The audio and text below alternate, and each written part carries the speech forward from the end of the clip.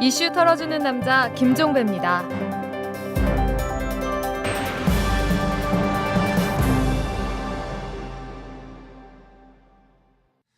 여러분 안녕하십니까. 8월 21일 수요일에 인사드리는 김종배입니다. 자, 이탈남 오늘 또 힘차게 출발을 해야죠. 이분과 함께하면 더 힘차게 출발할 수 있을 겁니다. 오마이뉴스의 이주영 기자 나오셨습니다. 안녕하세요. 안녕하세요. 네, 자, SNS 한 뉴스 어떤 게 있었습니까? 네, SBS 8시 뉴스가 어제 고 노무현 전 대통령을 비하하는 합성 이미지를 그대로 내보내는 방송사고를 내 논란이 일고 있습니다. 그러게요. 예. 문제가 된 부분은 일본 수산물의 방사능 위험성을 다룬 특파원 현장 리포트인데요. 예. 후쿠시마산 가자미류의 방사능 검출량을 설명한 도쿄 중앙 하단에 보도 내용과 관련이 없는 노 전 대통령 관련 합성 이미지가 흐릿하게 노출됐습니다. 예, 예. 이 이미지는 노 전 대통령과 코알라를 합성한 것인데요. 극우 성향의 인터넷 커뮤니티 사이트인 일간 베스트 저장소에서 노 전 대통령을 비하할 때 주로 사용되고 있습니다. 네. 이 사이트에서는 해당 이미지를 노알라라고 부르죠. 예. SBS는 이에 대해 담당자가 한 블로그에서 문제가 된 컴퓨터 그래픽 이미지를 찾아내 사용했으나 노 전 대통령의 이미지를 알아채지 못했다. 제작진의 부주의로 노 전 대통령과 유가족 그리고 관련된 분께 큰 상처를 드리게 된 점을 진심으로 사과드린다고 공식 사과했는데요. 네. 하지만 트위터에서는 한동안 SBS를 질타하는 목소리가 계속 이어졌습니다. 네. 서주호 정의당 서울시당 사무처장은 SBS는 방송 책임자를 중징계하고 꼭 사과 방송을 해야 한다고 요구했습니다. 네. 또한 요새 MBC, KBS가 엉망이라 그나마 SBS를 보고 있는데 여기마저도 제대로 못하고 있다는 비판도 나왔는데요. 한 트위터 이용자는 공중파 중 SBS 뉴스가 제일 낫다 싶었는데 오늘 방송사고는 좀 그렇네요. 종편도 아닌 공중파에서 이런 일이 벌어졌다는 게 믿기 힘듭니다라고 아쉬워했습니다. 네. 또 다른 이용자는 종편의 막장 방송이 공중파에 영향을 미친 게 아닌가 싶다. 소위 찌라시 방송이 난립하면서 방송들이 다 같이 하향 평준화되는 건가라고 주장했습니다. SBS가 방송 리포트 영상 화면을 편집하면서 제대로 확인하지 않은 자체가 문제라는 지적도 있었는데요. SBS 뉴스 방송사고를 보니 방송국 기자도 대충 인터넷에 올라온 내용을 가져다 쓰는 건 아닌지 의심이 든다. 정보 시각화 따윈 관심이 없고 그냥 구글 이미지를 검색해서 사용하는 건 아닐까라는 의혹이 제기되기도 저도 했습니다. 이거 해명 들으면서 바로 궁금했던 게 그건데 그냥 블로그 그냥 마구 긁어다가 그냥 쓰면 되는 건가요? 아니죠. 예. 네. 반면 한 번의 방송사고를 지나치게 문제 삼는다는 의견도 나왔습니다. 한 유명 트위터리어는 이번 일은 SBS 8시 뉴스의 방송사고일 뿐이다. 더 이상 의미를 둘 필요가 없다. 노알라라는 이미지도 사실 일베 회원이나 알지 대다수 국민은 잘 모른다. 그냥 무시하고 넘어가야 한다고 전했습니다. 네, 아무튼 요즘 뭐 SBS만이 아니라 방송에서 보면 방송사고 참 많은 것 같아요. 네. 이 발언 사고도 많고 뭐 자막 사고도 많고 아무튼 그렇습니다. 자, 다음 뉴스는 어떤 겁니까? 네, 프로야구팀 LG 트윈스가 16년 만에 마침내 1위 자리에 올라 화제가 됐습니다. LG는 어제 넥센을 5대3으로 꺾으면서 삼성 라이온즈를 2위로 끌어내리고 1위 자리를 뺏었는데요. LG가 프로야구 리그에서 단독 1위에 오른 건 16년 만이고요. 날짜로 따지면 5,897일 만입니다. 잠깐만요. 이주영 기자 LG 팬이세요? 아닙니다. 그래요? 네. 왠지 그 사감이 들어가 있는 이 아닙니다. 리포트일 것 같아서. 네, 계속하세요. 네, 트위터에서는 믿기지 않는다는 반응이 이어졌는데요. 그만큼 LG가 프로야구에서 그동안 속된 말로 죽을 썼기 때문이라는 겁니다. 10년간 바닥을 긴 LG가 1위라니 그 어떤 힐링 서적보다 설득력 있는 용기를 줍니다라는 평가도 있었고요. 예. 한 LG 팬은 사실 저 오늘 소개팅이 망해서 기분이 안 좋았는데 LG가 1위에서 아주 행복합니다라며 기뻐했습니다. 예. 한 트위터 이용자는 우리 갓난아기였던 아이가 대학생이 돼서야 LG가 1위에 올랐습니다라며 감격스럽다고 말했고요. 예. 또 다른 이용자는 LG가 마지막으로 1위를 하고 오늘 1위를 할 때까지 대통령이 4번 바뀌었다. 지난 1위 때는 사람들이 삐삐를 사용했는데 현재는 스마트폰을 사용하고 있다고 전했습니다. 오. 그만큼 세월이 흘렀다는 거죠. 예. 네, 개인적으로는 LG 팬은 아니지만 앞으로 좀 LG가 조금이라도 오래 1위 자리를 유지해서 팬들의 행복감을 지속시켜주기를 바랍니다. 무슨 말씀이세요? 저는 하나 팬인데 하나도 언젠가 1위를 하겠죠? 네, 그러겠죠. 참고로 꼴찌거든요 지금. 네, 언젠간 될 겁니다. 근데 왜 갑자기 기분이 나빠지지? 언젠가 될 거란 말에. 이주영 기자는 어느 팀 팬이에요? 전 야구를 잘 모르긴 하는데 삼성 팬입니다. 그래요? 네. 왜요? 그냥 삼성 경기를 한번 실제로 본 적이 있어서 그때부터 삼성 팬입니다. 그냥? 네. 그게 이유예요? 네. 요즘 여성분들도 야구장 많이 가시던데요? 많아요. 네. 데이트 장소라면서요? 야구장이. 그건 잘 모르겠는데. 아무튼 그 프로야구가 그러니까 지금 몇 년 사이 계속 흥행을 하고 있는데 그 흥행의 아주 동력이 바로 여성 팬들이 많이 늘어난. 네. 이거는 참 바람직한 현상인 것 같고 중계보다 보면 관중사가 아주 수시로 비춰주는데 네. 그 모습도 되게 좋은 것 같아요. 네.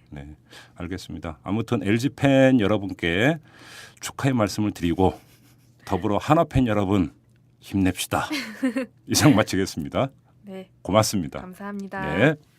재벌과 모피아의 함정에서 탈출하라. 종횡무진 한국경제. 재벌 개혁에 앞장서온 김상조 교수. 그가 한국경제에 던지는 8가지 질문. 우리가 몰랐던 한국경제의 진실을 파헤칩니다. 더 이상 경제 권력자들의 눈속임에 속지 마세요. 종횡무진 한국경제. 오마이뉴스가 만드는 책 오마이북.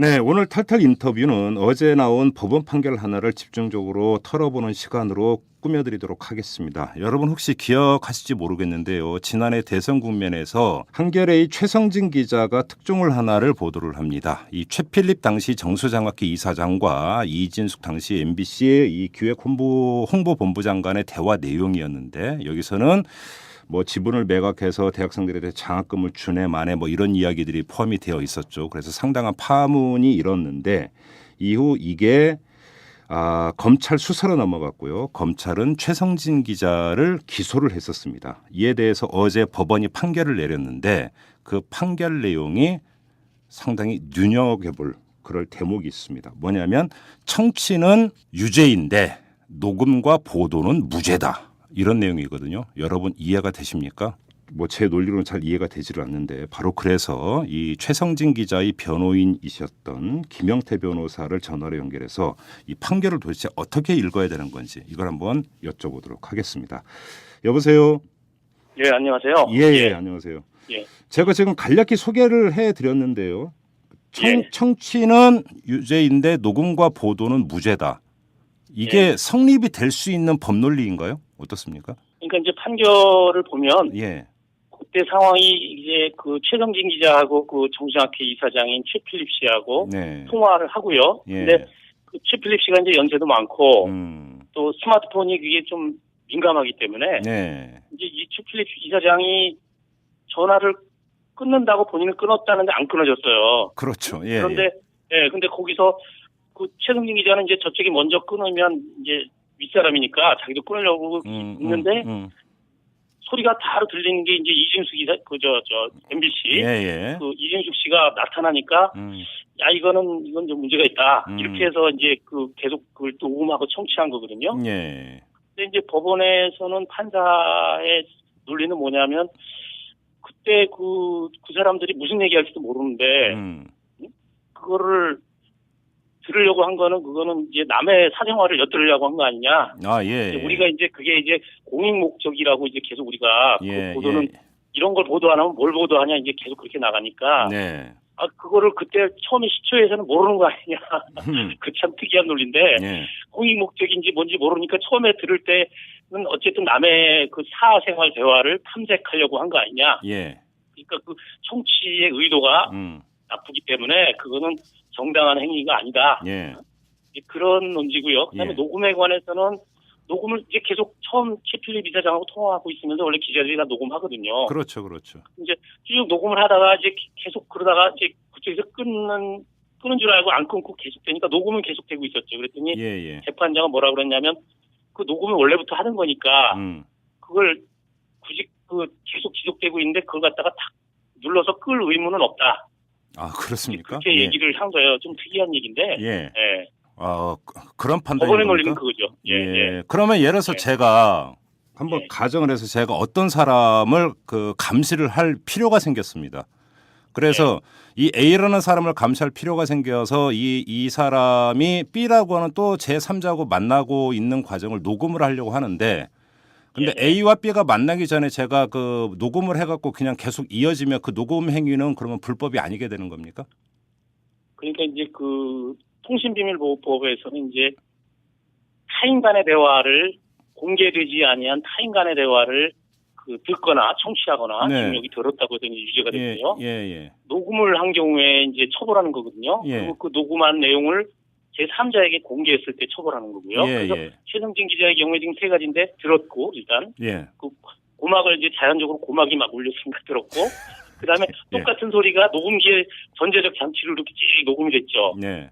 그래서 그거는 녹음했고 그다음에 그걸 보도했잖아요. 그러니까 예, 예. 공개했고 예. 이 세 가지 태양인데 음.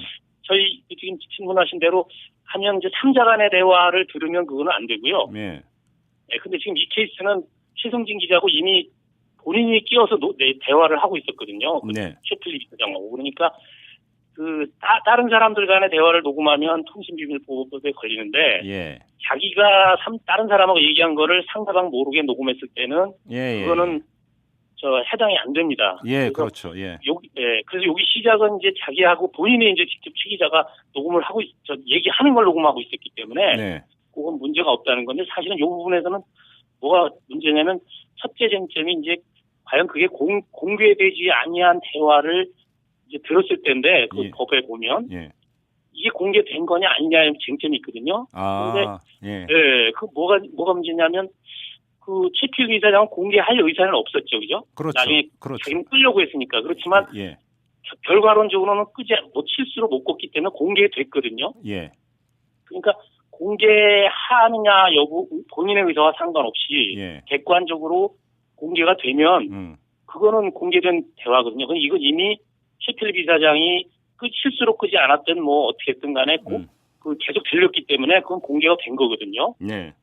그래서 쟁점은 첫째는 그게 되지 아니한 대화냐. 근데 우리는 이제 공개된 거다. 왜냐하면 실수로 그건 뭐든 공개된 거다. 아, 그러면 그 네. 공개된 대화냐 비공개 대화냐가 중요한 게 예를 들어서 이런 거죠. 그러니까 커피숍에서나 술집에서 옆 테이블에서 하는 이야기를 나는 그 들을 생각이 없었지만 들려올 수가 있는 거 아닙니까? 그렇죠. 근데 바로 그겁니다. 이런 경우는 그러니까 공개된 대화로 보기 때문에 이걸 그러니까 그 청취로 그러니까 보지 않는 것이 되는 거고. 그렇죠. 예를 들면 이제 예. 그건 조금 그래도 장소가 공개돼 있지만 네. 예를 들어서 좀 이제 방에 들어가서 둘이서 막 그 사적인 얘기라는 거 막 다퉜단 말이죠. 공적인 얘기. 예. 다투고 있는데 그 목소리가 커져서 바깥에 있는 사람들이 들었단 말이죠. 네. 아니면 그 뭐 쇼생크 탈출에 나오듯이 그런 무슨 기계 장치가 있어 스피커로 확 나갔단 말이죠. 예. 본인 모르게 본인 의도와 상관없이. 예. 그러면 바깥의 사람들이 자기네들의 그 공개하지 아니하려고 한 대화가 본의 아니게 들렸단 말이죠. 뭐 예. 스피커나 아니면 자연적으로 들렸을 때 그럼 그 사람들이 귀를 막아야 될 법적 의무가 있느냐? 예. 상식적으로 없죠. 네, 그렇죠. 법이 그 들려오는 걸 갖다 막지 않으면 처벌한다 이건 말이 안 되거든요. 예. 네, 이것도 딱 그거예요. 그러니까 실수건 뭐 저거 같은 실수로 했던 어떤 내 귀에 들려오는데 그 사람의 실수를 최필립 이사장이 그걸 스마트폰을 제대로 못 끈 실수를 내가 이거 실수했으니까 이거 나 듣지 말아야지 그러고 귀를 막을 법적 의무는 없다. 그렇죠. 예, 그게 이 사건 핵심입니다. 그러니까 결국은 이게 그 비공개된 대화를 듣는다, 청취한다라고 하는 것은 우리가 흔히 하는 엿듣는다라는 개념 아닙니까? 그러니까 몰래 그렇죠. 엿듣는다라는 거니까 네. 그건 불법이다 이런 네. 거잖아요. 그런데 그래서 지금 엿들을 의도가 없었는데 핸드폰에서 흘러나오니까 이거 뭐야 이렇게 된 거니까 그렇죠. 이게 지금 법적 다툼이 되는 거죠. 그러니까.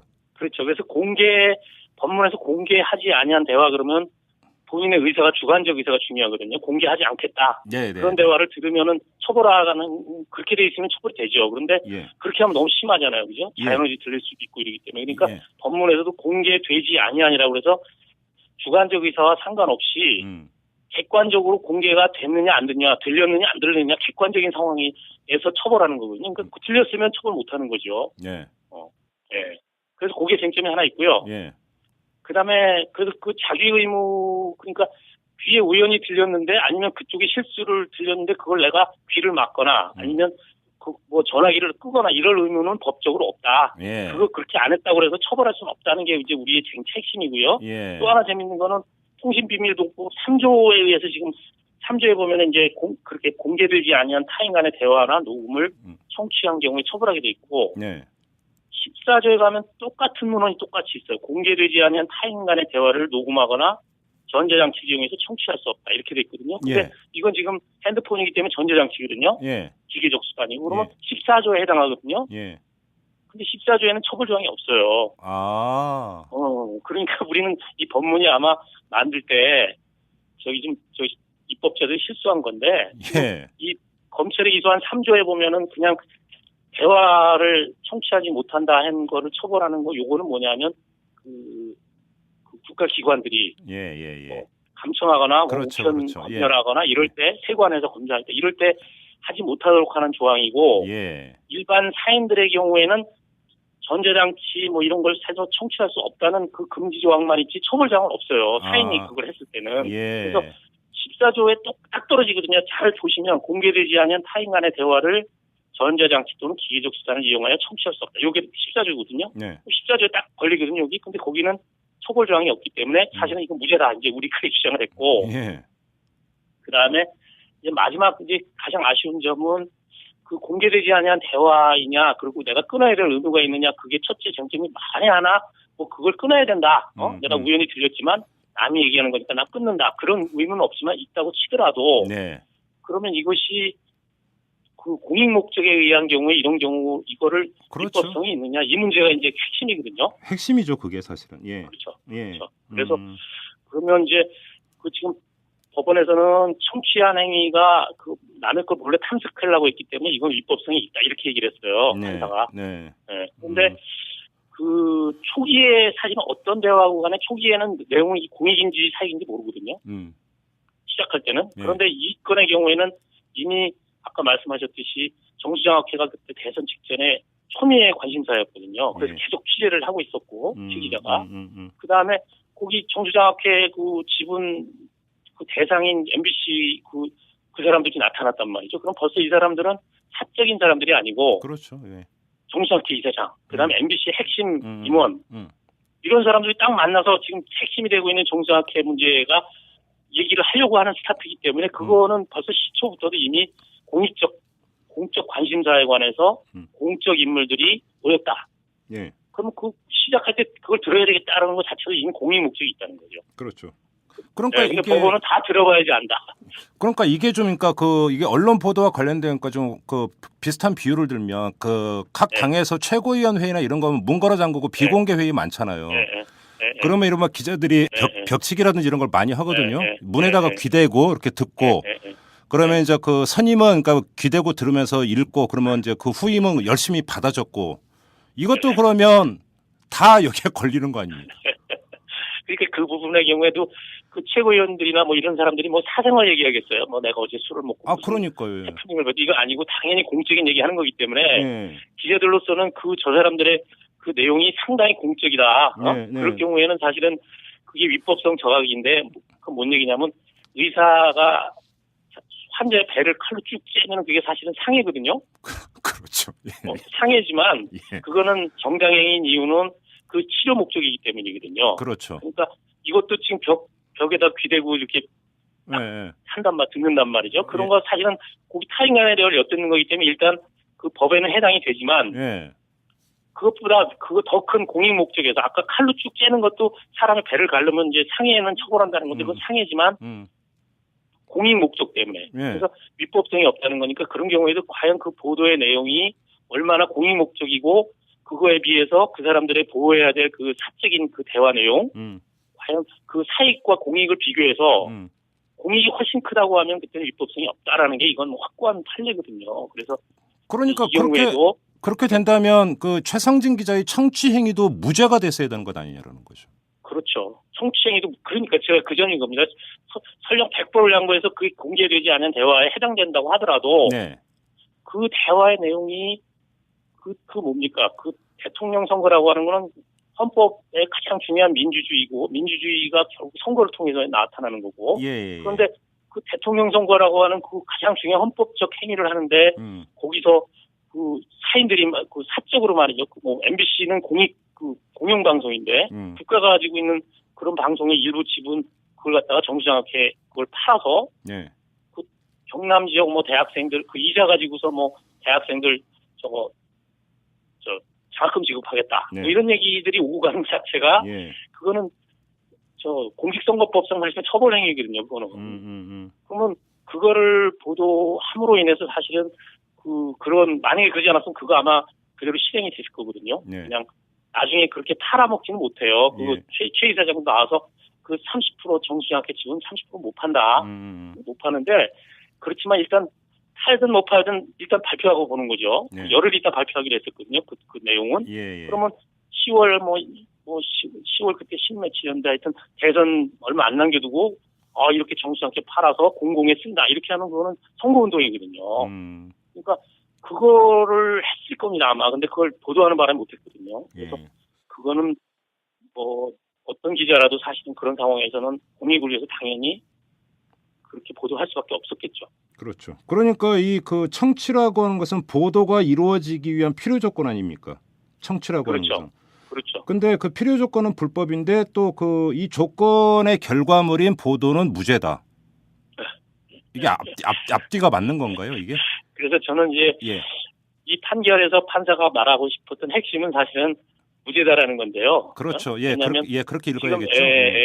녹음에서 보도한 거가 결국 이 재판의 핵심 행위거든요. 네. 기자가 그 자연적 고막이 흔들리는 그 행위는 사실은 별로 쟁점이 안 되고 공적으로 신문에다 보도한 행위를 처벌할 거냐 말 거냐가 이제 핵심인데 그거 무죄했거든요.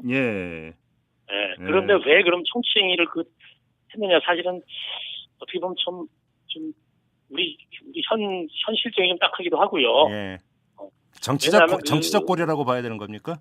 그러니까 제가 전에 했던 광우병 재판 때 1심 단독 판사가 그거 무죄했다가 저기 출퇴근도 막 그냥 호의 받으면서 했거든요. 막 뭐 각종 단체들이 막 노인들이 가가지고 신문에서 매일 일부 신문들이 매일 그 판사 얼굴 보도하고 대법원장 관저에 찾아가서 달걀 던지고 막 아주 뭐 호되게 그리고 판사 다른 데로 밀려났거든요. 그리고 뭐 단독 판사들도 이제는 뭐 10년 이상으로 하고 뭐 하여튼 새누리당에서 막 법 개정하겠다고 막 했고 법원을 막 압박하고 그랬거든요. 그러니까 그 사달을 지금 여기서 전부 무죄하면은 그 사달을 다시 반복할 가능성이 더군다나 지금 이제 막 대통령이 된 분에 대한 지금 관계된 사건 아닙니까? 그러니까 박근혜 대통령 후보 시절 얘기이기 때문에 사실은 그거 전부 무죄하면 또 한번 그러면 아마 난리가 났겠죠. 그러니까 그 법원이나 판사 입장에서 아마 궁여지책으로 핵심은 무죄지만 결국 뭐 청취행위라고 하는 걸 하나 띄어내가지고 약간 참 그러면 몸통은 무죄이나 깃털은 유죄다 이 정도가 되는 겁니까?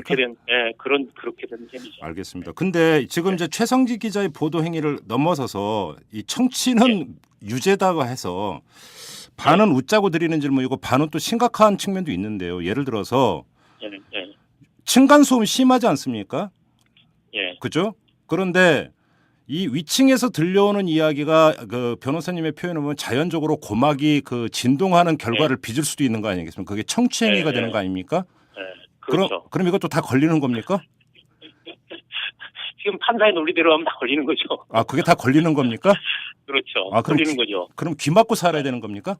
그 사람들이 공개하기 싫은 대화를 내 귀에 들렸다. 그러면 이제 그거 다 청취한 거니까 걸리는 거죠.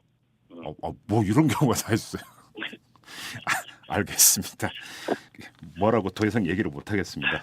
자, 여기서 마무리하겠습니다. 고맙습니다, 변호사님. 네, 고맙습니다. 네, 이번에는 이 당사자죠. 피고인이었던 한겨레의 최성진 기자를 전화로 연결해서 입장을 들어보는 시간을 갖도록 하겠습니다. 여보세요. 네, 여보세요. 네, 지금 그 변호인이었던 김양태 변호사하고 이제 판결 내용에 대해서 한번 쭉 짚어봤으니까 그 문제에 대해서는 다시 여쭙지 않도록 하겠습니다. 네네. 아무튼 근데 이 청취는 유죄, 녹음과 보도는 무죄다라고 하는 판결 받았을 때 첫 번째 느낌이 어땠습니까? 꼭 맞는 비유는 아니지만요. 저 그런 생각이 들었는데 좀 가볍게 비유하자면. 우리가 음주운전으로 재판을 받는 경우가 있지 않습니까? 약식 기소가 되든 어떤데 음주운전이 불법이냐 아니면 합법 범위 내에 있는 거냐를 판단을 하는데 음주는 유죄인데 운전은 무죄다. 이런 식으로 판결하는 것과 크게 다르지 않는 거 아닌가 하는 그런 생각이 들더라고요. 그래요? 네. 그리고 저뿐만 아니라 법원 출입 기자 그리고 또 취재원 많은 그 타사 기자들 모두가 판결을 딱 들은 다음에 판결을 듣고 난 다음에도 이 판결이 도대체 무슨 의미인지 좀 혼란스러워했어요. 그래요? 근데 아무튼 그럼 최성진 기자는 이제 정리는 좀 됐습니까? 판결의 취지는? 그러니까 지금 김영태 변호사는 판결의 이 맥락을 잘 보면 무죄 취지다. 취지는 이렇게 이제 그 정리를 하시던데. 뭐 그렇게 말씀을 해주시는 분들이 많이 있는데요. 네네네. 또 법적으로 또 엄밀하게 따지면은 무죄 취지라고 이해를 할 수도 있을 것 같기는 해요. 근데 당사자인 저로서는 유죄는 유죄죠. 유죄는 유죄고 더더군다나 제가 이 재판이 뭐 유무죄 판단이 저한테 사실 중요했던 건 아니었거든요. 저한테는 이 보도가 마땅히 보도를 해야만 기자로서 마땅히 보도를 했어야만 하는 보도의 공익성이라든지 정당성 이런 거를 주장을 하고 입증받는 게 중요했지. 뭐 그거 통신비밀보호법에서 말하는 금지 행위를 제가 했다 안 했다 해서 뭐 유죄든 무죄든 판결 내리는 건 사실 저에게 큰 관심사는 아니었습니다. 근데 지금 이 재판부는 보도의 공익성 부분에 대해서는 왜 그랬는지 모르겠지만 판단을 안 했거든요. 거의. 뭐 일부 하긴 했습니다만 거의 안 했다고 보는 게 맞고요. 그래서 저한테는 사실 받아들이기 어려운 판결이죠. 그러면 항소할 계획입니까? 항소할 겁니다. 그래요? 예. 항소하기로 결정을 하신 거고요. 예, 앞서서 이제 김영태 변호사 인터뷰를 하셨겠지만 아직 그 부분에 대해서 그 논의는 안 했거든요. 근데 뭐 저는 항소할 계획이고요. 변호사와 상의해보고 최대한 빠른 시일 내에 항소하려고 합니다. 그러니까 항소의 취지는 당연히 완전 무죄 판결이 나와야 된다 이런 것 아니겠습니까? 뭐 완전 무죄 판결을 받으면 가장 좋고요. 그 보도의 공익성 부분에 대해서 그 보도의 공익성이 왜 중요하냐면 통신비밀보호법에서 금지한 타인과 공개되지 아니한 타인 간의 대화를 녹음, 청취, 누설하지 못한다라고 되어 있는데요. 제가 그 청취에서 이제 법원이 그 유죄라고 판단한 청취 부분이요. 청취 부분이 공익적 목적에 따른 공익적 목적을 위한 그 취지 행위였다고 인정을 받고 싶습니다. 받아야 한다, 인정돼야 한다고 생각을 하고요. 그렇죠. 그러면 똑같은 상황이 만약에 재현이 된다 하더라도 동일한 아마 행위를 했을 것이다. 당연히 이렇게 말씀을 하시겠죠, 최성진 기자는? 저는 검찰 수사 대상이 됐을 때부터 지금까지 기회가 닿을 때마다 그런 이야기를 했었거든요. 제게 만약 같은 상황이 주어진다고 해도 그게 뭐 100번이든 1000번이든 똑같이 보도했을 거다. 이렇게 이야기를 해왔는데요. 뭐 그 형사 사건에서 어떤 범죄인을 처벌을 할 때 그 벌을 줘서 이제 그 사람을 교화시키는 게 기본적인 목적 아니겠습니까? 저는 그렇게 이해를 하고 있거든요. 근데 뭐 저는 그 행위에 대해서 조금도 부끄러움이 없다, 잘못한 게 없다.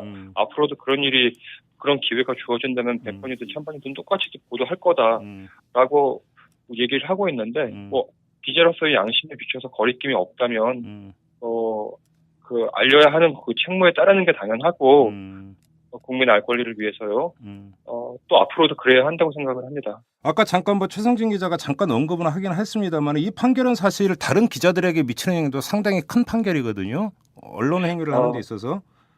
사실 그 부분이 가장 저로서는 한편으로 우려스럽고 또 한편으로는 그 많은 언론인들께 죄송한 부분이어서요. 제가 더더욱 그 항소를 하지 않을 수 없는 상황인데요. 그 청취를 유죄라고 한 부분, 그 청취는 곧 그 어떤 식으로든 제 취지 행위 아니었습니까? 그렇죠. 근데 그 취지 행위가 적법하지 않다라고 법원이 판결을 한 건데, 우리가, 열악한 언론 환경에서 취재를 하다 보면은 굉장히 다양한 상황이 벌어질 수 있고, 적극적인 취재 과정에서는 기자의 양심, 그 저널리즘의 원칙에 입각한 기자로서의 양심에 어긋나지 않는다라고 한다면은, 그 많은 적극적인 취재 행위를 동원하죠. 근데 그거에 대해서 지금 이런 식으로 다 문제 삼아서 법원으로 가져가서 이걸 유죄다 이렇게 판결을 해버리면은 당연히 언론사 취재 기자들의 그 언론 자유에는 저는 취재의 자유도 포함된다고 생각을 하는데요. 취재의 자유는 위축될 수밖에 없죠. 결과적으로 언론 자유의 위축으로 이어질 거라고 하는 전 개인적인 우려가 상당히 많이 듭니다. 그러면 이제 어제 판결 나오고 동료 기자들하고 바로 이 판결 내용 얘기를 했는데 바로 그 했을 텐데 예. 그 초점에 다 여기에 있었던 그 다른 기자들도 바로 이 점을 우려를 하던가요? 그렇죠. 처음에는 이게 하도 이제 좀 이상한 판결이니까 아까 이제 음주운전 비유를 하기도 했는데요. 청취, 녹음, 그리고 또 누설, 그 누설은 곧 보도죠. 예. 그 통비법에서 금지하고 있는 행위 3개를 각각 나누어서 그 3분의 1에 대해서만 유죄를 인정해버리니까 나머지는 무죄라고 하고요. 그 사실 기자들도 말과 글을 다루는 사람이지만 이런 식으로 이상한 얘기를 하면 잘 못 알아듣거든요. 굉장히 혼란스러워했는데 나중엔 정리가 좀 되면서 청취 부분을 유죄라고 선고한 부분에 대해서는 다들 어떻게 그렇게 할 수가 있냐. 어떻게 이제 이런 황당한 판결이 나올 수 있냐. 다들 좀 어이없어하는 분위기였습니다. 그러니까 저 좀 전에 김영태 변호사하고 인터뷰에서 제가 그 예를 들었는데 정당 출입 기자들이 이 정당 회의와 비공개 회의하거나 이러면 이제 그 이 문고리 그러니까 귀대고 그러니까 열심히 듣고 받아 적고 하잖아요. 그렇죠. 그러니까 이게 다 불법이 되는 거 아닙니까? 그렇게 돼 버리면? 이른바 이제 그런 취재 행위를 우리는 귀대기 혹은 벽치기라고 하거든요. 언론계에서는요. 그렇죠. 예. 귀대기 벽치기도 그 통비법에서 금지하고 있는 행위, 곧 그 공개되지 아니한 타인 간의 대화예요. 그렇죠. 특히 이제 비공개 회의 같은 경우에는 그 용어 자체가 비공개 회의라는 용어에서 알 수 있는 것처럼 공개되지 아니한 다른 사람 간의 대화 아닙니까? 내가 당사자가 아니니까요. 그렇죠. 이제 그런 거는 그러면 벽치기, 귀대기 해서 일절 듣지 말라는 건데 당연히 그거는 언론 취재의 자유를 제한하겠다라고 하는 것이죠. 그래요. 아무튼 뭐 그렇게 본다면 이것이 뭐 기자 전체나지 뭐 언론 단체에서도 아마 뭐 입장이 나오지 않을까 싶은 생각이 좀 드는데요. 그 추이는 좀 속속 입장이 나오고 있는 것으로 알고 있습니다. 그렇죠. 예. 아무튼 항소를 한다니까 2심 판결이 어떻게 나올지 이게 또 이제 관심사네요. 아무래도. 예, 저도 결과가 어떻게 나올지 궁금하고요. 어쨌든 뭐 저로서는 2심에서는 좀 더 치밀하게 준비를 해서 좀 더 열심히 다툴 부분은 다퉈야 한다고 다툴 거라고 또 다짐하고 있습니다. 알겠습니다. 자, 여기까지 듣도록 하겠습니다. 고맙습니다. 네, 감사합니다. 예. 이슈 털어주는 남자 김종배입니다. 냉철한 분석, 깊이 있는 통찰로 우리 사회 현안을 털어드립니다.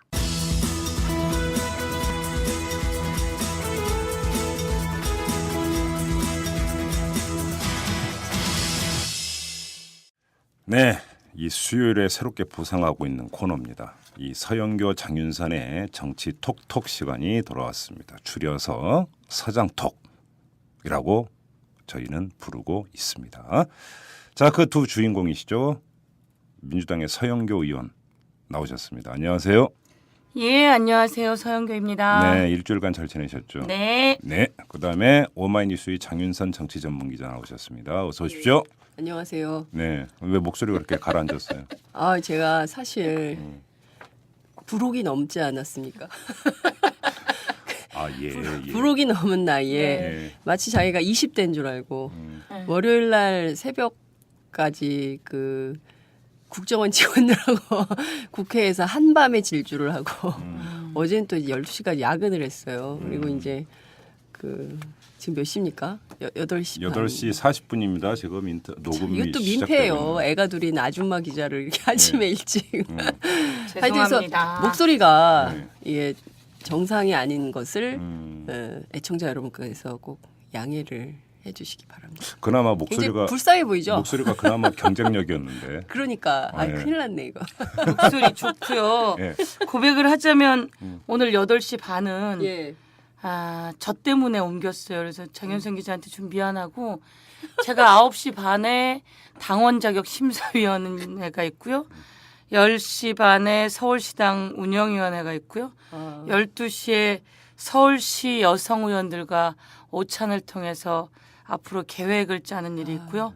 또 2시에 서울보건복지위원회 주최로 영유아 보육과 관련한 그 예산안 관련해가지고 뭐 저쪽에서 안철수 의원이 잠깐 축사를 나온다고 꼭 저보고 와달라 그래서 그게 있고요. 안철수 의원급으로 이제 제가 카운터 파트너로 제가 훨씬 선배지요. 국회의원은 거기는 얼마 안 됐어요. 저는 올곧게 이제 2년이 다 돼가는 1년 반이 넘은 거기는 얼마 안 됐죠. 4월에 들어왔나? 하여간 이 서열 문화가 문제야 이게. 그렇지 않습니까, 의원님? 근데 오늘 보니까 그걸 또 정말 하여간 이 언론은 너무 중립적인 게 문제야. 인정할 건 인정해야지. 거기에 정치적 내용이 들어있는 것도 아닌데. 그럼 제가 말을 바꿀게요. 5, 6월 햇살이 얼마나 긴데 하루 햇살이 그죠? 그럼요. 네. 그래서 저 때문에 네. 8시 반으로 땡기게 돼서 정말 주부인 기자는 아침이 정말 힘들 텐데 미안합니다. 아니요, 근데 그 제가 만약에 오늘이 보이는 팟캐스트였다면 어땠을까라는 생각이 드는 이유가 있는데요. 굉장히 오늘 화사하게 서영교 의원께서 아주 이쁘게 옷을 입으셨어요. 반면 장윤석 기자는 칙칙하게. 아니 그 부록을 되게- 넘겼다며 부록을 네. 넘겼으면서 뭘 그런 것까지 신경 쓰고 살아요. 그냥 아이 왜 이러세요? 그 늘 가꾸면서 네. 전 여자니까요. 안 어울린다, 그죠? 죄송합니다. 오늘 참 적어간다. 잘해보려고 그랬는데 안 되네. 근데 진짜 오늘 되게 이쁘신 것 같아요. 고맙습니다. 아 근데 저는 보여드리고 패션보다도 싶어. 네. 지금 뭐 이 녹음을 하고 있는데 책상에 뭔 지금 종이를 바리바리 그냥 거의 청문회장이야. 한가득 펼쳐놓고 있는데 야, 이게 도대체 무슨 말씀하시려고 이렇게 막 자료를 쫙 펼쳐놓고 계십니까? 정말 자료를 보기는 많이 봤거든요.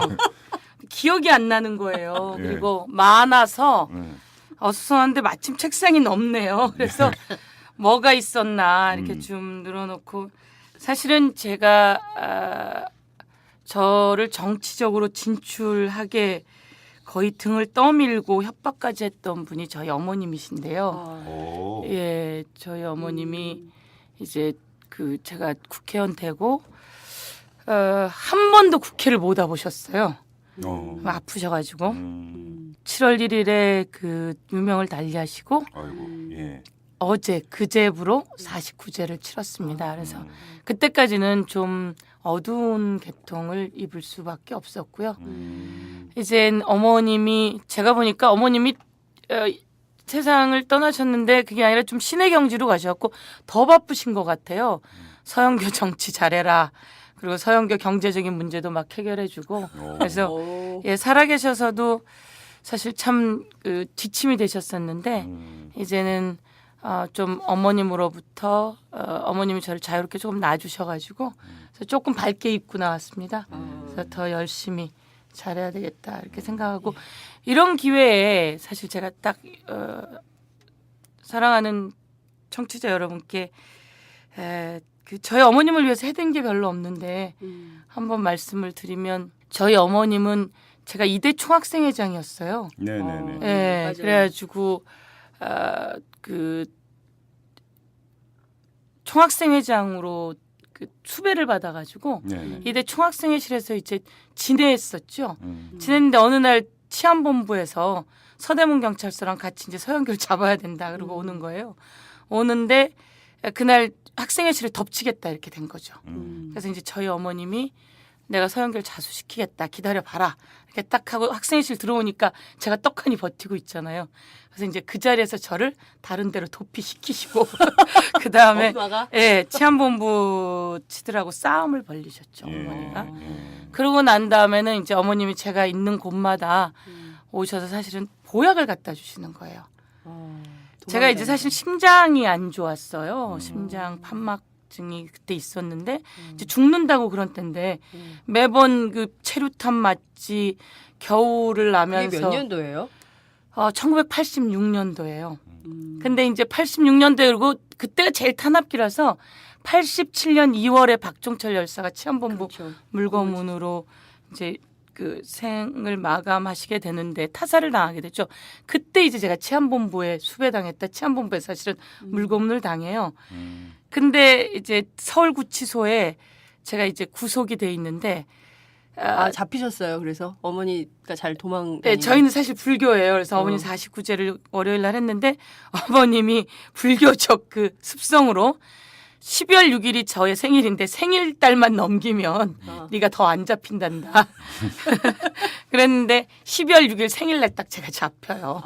잡혀가지고 이제 치안본부에서 물고문도 받고 그 다음에 박종철 열사처럼 정말 물고문을 의원님 직접 당하셨다고요? 네.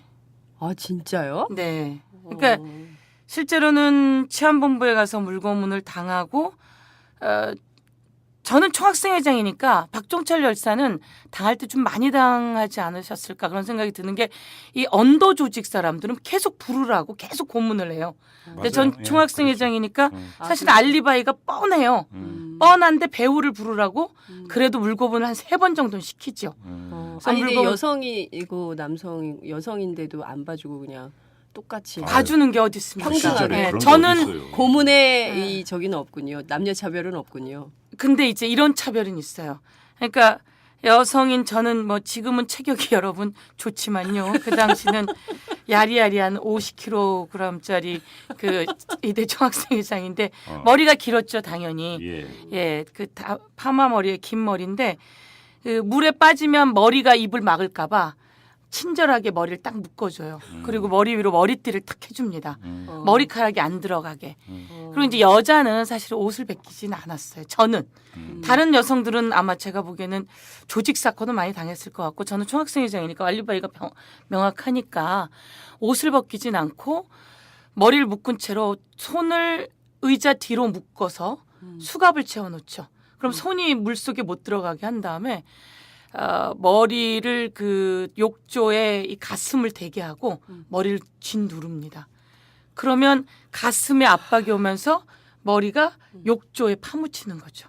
그러면 이제 저는 뭐 움직이지 못하니까 막 몸부림을 치게 되고 이게 이제 저희가 받는 물고문인데 그 물고문을 받은 날은 어떻든 다른 증상은 안 나타나는데 얼굴에 이 그 소름 돋는 게 소름이면 금방 들어가잖아요. 이건 안 들어가요. 그 쫙 솟아난다고요. 얼굴에 이제 저는 여성이라 그런지 쫙 솟아나면 되게 예민해지는 거죠.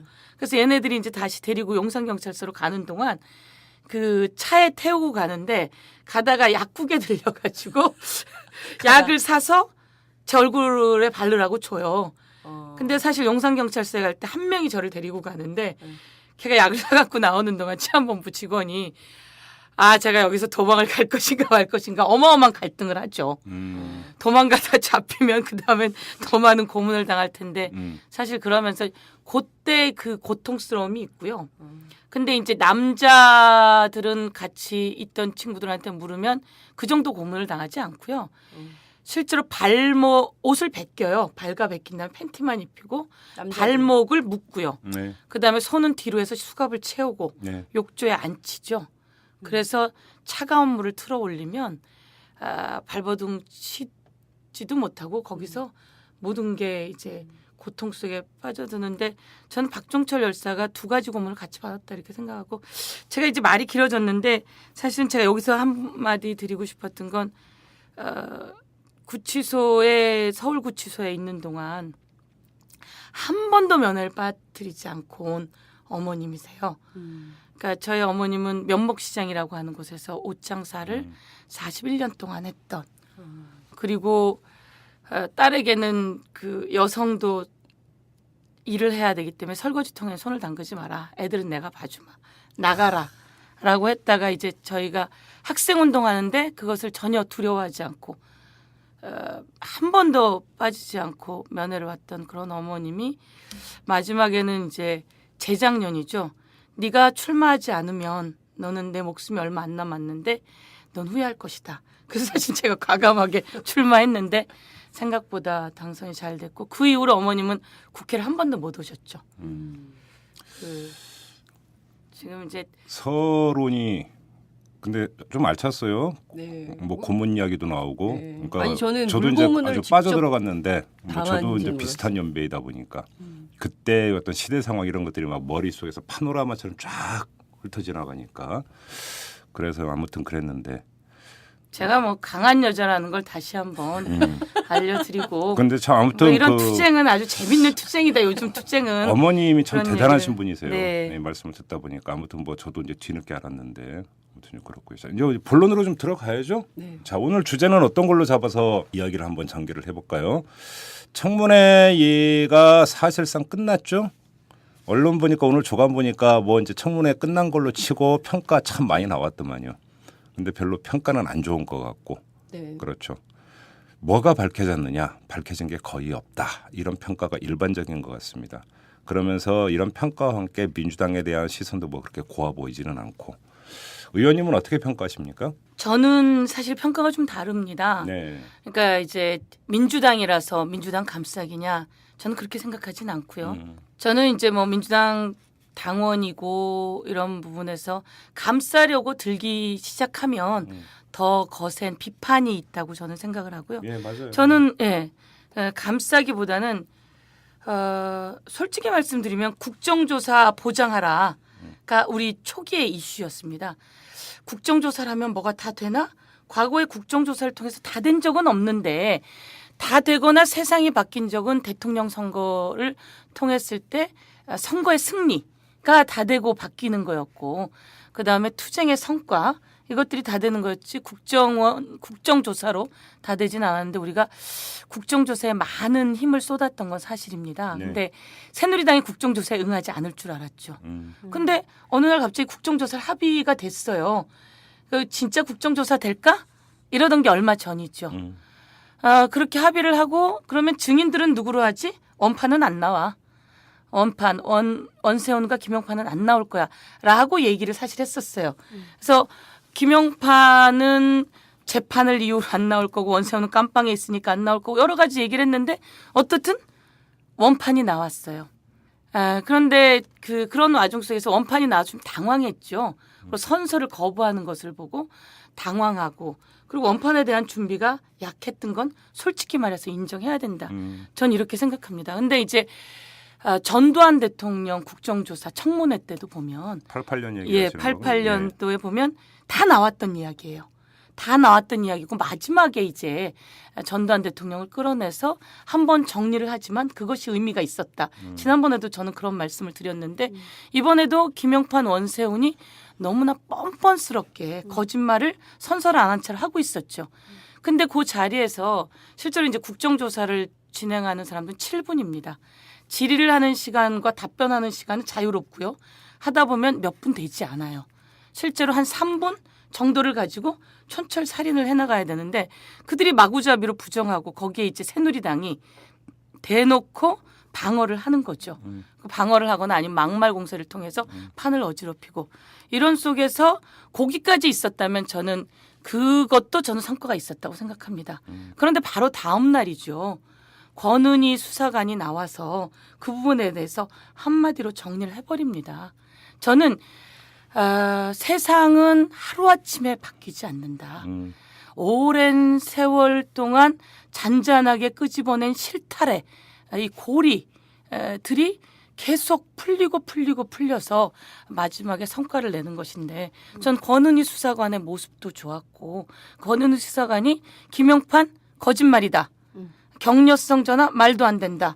그리고 이것은 왜곡 축소하려고 하는 경향이 있었다. 라고 얘기하는 그 순간 김용판은 다시 고발 대상입니다.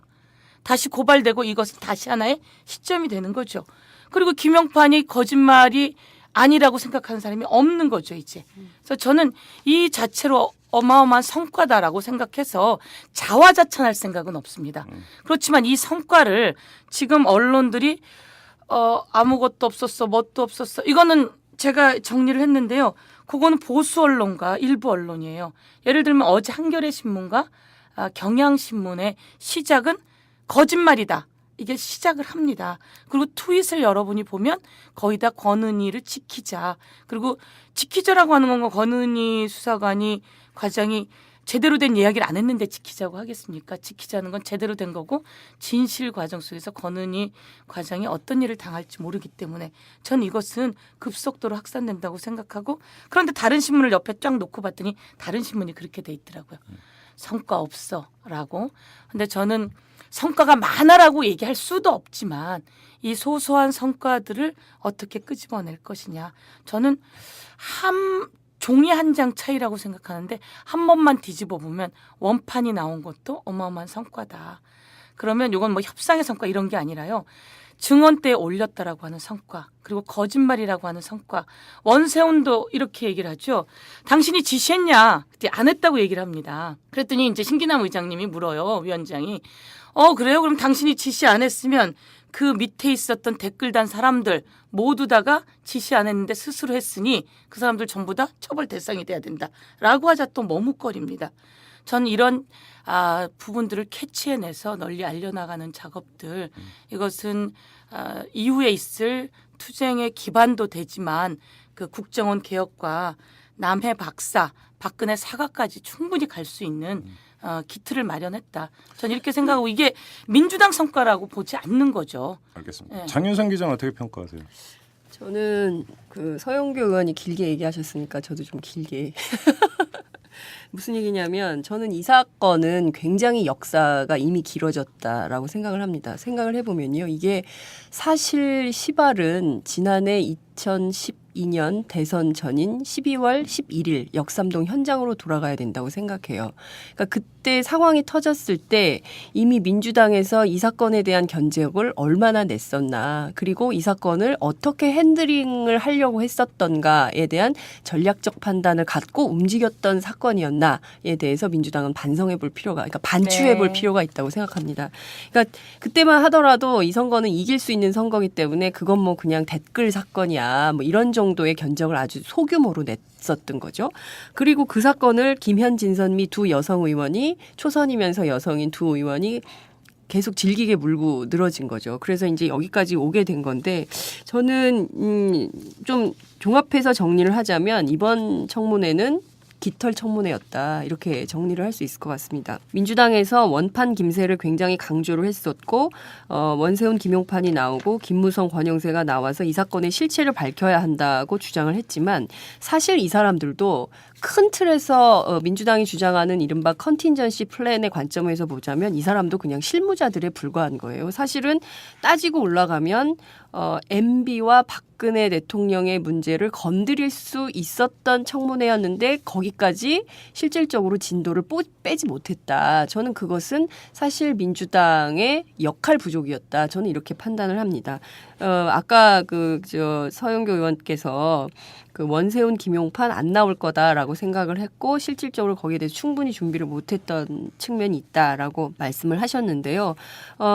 사실 단정적으로 생각을 했어요. 민주당 안에서 두 사람 안 나온다, 못 나오게 막는다. 그러니까 원세훈은 친이계에서, 김용판은 친박계에서 맡고 있기 때문에 이 두 사람이 결국에는 거부를 할 거다라고 했는데, 결국에 이 사람들 나와서 증인 선서 거부하고 자기가 할 말만 하고 사실 면피를 주고 끝내버린 청문회에 불과했어요. 그러니까 그렇게 한번 나와서 털고 간 셈인 거죠. 국민 앞에서 나왔는데 뭐 민주당에서 그렇게 엄청난 의혹이 있는 것처럼 얘기했지만 막상 들어보니 그동안 계속 나왔던 것에 별거 없네, 이렇게 돼버린 거예요. 사실 정말 원판만 가지고도 김새버린 청문회를 만들어버린 측면이 있다. 그것은 민주당이 자초한 측면이 있다라는 생각이 좀 들고요.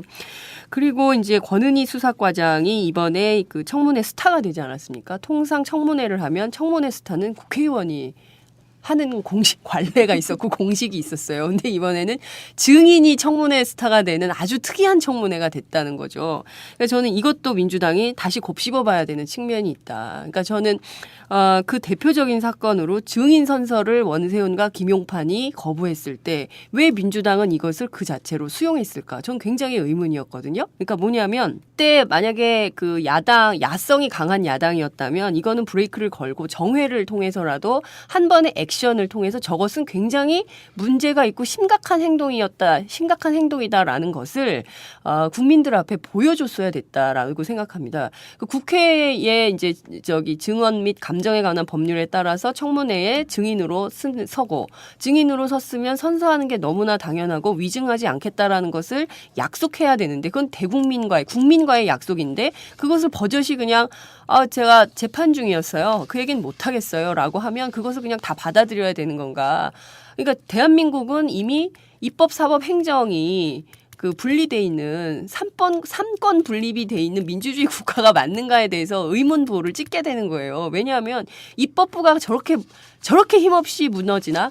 모래성처럼 완전히 힘없이 그냥 다리가 완전히 꺾이잖아요. 근데 저는 그걸 보면서 너무 답답했어요. 그래서 제가 물어봤어요. 그 야당 간사인 정청래 의원한테, 아니 왜 그렇게 했습니까? 했더니 두 가지였다는 거예요. 첫 번째, 민주당 야당 특위위원 가운데 한 분이 법률가 출신인데 이거 뭐 개인적으로 그 할 수 있는 개인의 법적 권한이다라고 해서 다리가 꺾였고 두 번째는 생중계 다 걸어놨는데 10분 만에 판 깨고 나와버리면 그 KBS, MBC 그 방송사들로부터 그 엄청난 욕을 먹을 텐데 그걸 어떻게 감당하겠냐. 그렇게 방송해달라고 난리칠 때는 언제고 또 막상 열어줬더니 증인 선서 거부한다고 깨버려 이거에 대한 욕. 그러니까 지난번에도 제가 말씀드렸듯이 민주당이 욕 먹는 거에 대한 트라우마가 있어요. 그 두 가지 때문에 안 했다고 하는데 저는 도저히 그거는 좀 이해할 수 없는 민주당의 태도였다라고 생각이 좀 들었고 말이 좀 길어졌는데 한 가지만 더 말씀을 좀 드리자면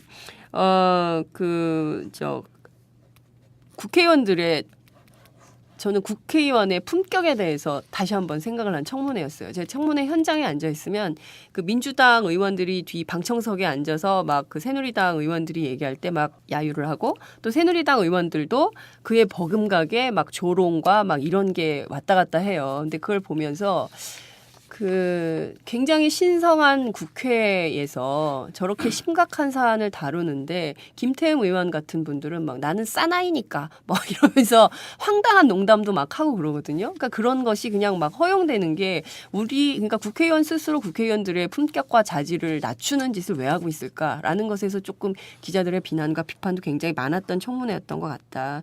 그리고 그 민주당이 계속 주장했던 그 컨틴전시 플랜에 대한 실체적 의혹이 정확하게 규명되지 않아서 그 점이 상당히 아쉽고 오늘 열리는 청문회도 결국에는 그 내용을 하지 못하고 특검 얘기 나오긴 하지만 특검으로 갈 수 있을지 그것도 의문이다. 알겠습니다. 이 청문회에 대한 평가가 참 두 분 다 참 길게 말씀을 해주셨는데 이 정도로 가름을 하죠. 국민들도 그러니까 보는 눈이 있고 듣는 귀가 있기 때문에 또 이성을 갖고 계신 분들 아닙니까? 그렇죠. 우리 국민들의 민도가 높습니다. 충분히 판단을 하실 거라고 생각을 하고 아무튼 그 민주당이 내걸고 있는 궁극적인 지향점은 국정원 개혁 아니겠습니까? 그죠? 이 청문회라고 하는 것은 국정원 개혁까지 가기 위한 과정의 하나일 뿐이라고 하는 것인데 오늘 한번 그 원점으로 들어가서 한번 이야기를 한번 해보죠. 근데 지금 제가 좀 궁금한 게 하나 있는데요, 의원님. 네. 민주당이 이야기하는 국정원 개혁의 핵심이 뭡니까? 정치 개입 금지입니까? 그러니까 제가 이탈람에서 몇몇 의원들하고 그 인터뷰를 할 때 이제 물어봤어요. 네. 그러면 이 국정원 요원이 국회도 나오고 기업에도 나가고 언론사에도 나가고 그러면서 이 동향 파악하고 이러는 거 문제 아니냐? 네. 맞다. 네. 맞는데 역대 정권 어느 정권 치고 그러면 그런 현상이 없었던 정권이 있느냐? 네. 제가 그렇게 물어봤거든요. 네. 그랬더니 그거에 대해서 그러니까 있었지만 이번에는 근절할 수 있다. 근데 정말 네. 근절할 수 있을까요? 제가 좀 드리고 싶은 말씀은 우리 당의 지금 궁극적인 목적이 국정원 개혁일까? 전 사실 그렇게 생각하거든요.